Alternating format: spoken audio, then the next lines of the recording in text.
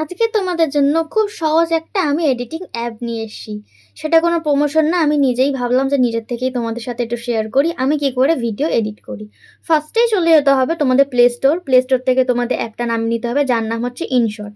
ইনশটটা নামিয়ে নিয়ে তারপরে তোমাদের যেই ভিডিওটা তোমরা ভাবছো এডিটিং করবে, সেই এডিটিংটা তুমি ইনশটে নামিয়ে নেওয়ার পর সেই ভিডিওতে অনেক রকম ব্যাকগ্রাউন্ড থেকে অনেক রকম সাউন্ড ফাউন্ড সবই কিছু আসে।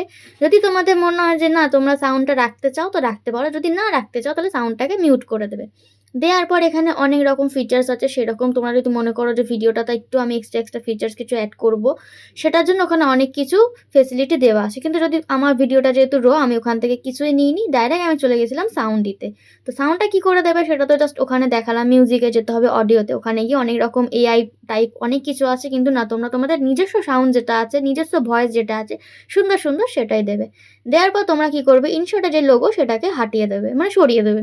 সরিয়ে দেওয়ার পর জাস্ট নর্মালভাবে তোমরা তোমাদের ভিডিওটাকে নামিয়ে নিতে পারো। এবার তোমার যদি মনে হয় কোনো কিছু অ্যাডজাস্ট করবে, ভিডিওটা একটু এডিটিং করবে, নানা রকম কিছু অনেক কিছু এখানে আছে।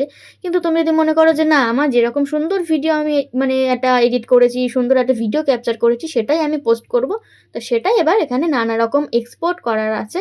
2K আছে, 4K আছে, নানা রকম আছে। সেখান থেকে তুমি তোমাদের ভিডিওটা যেরকম চাইবে সেরকমই পাবে।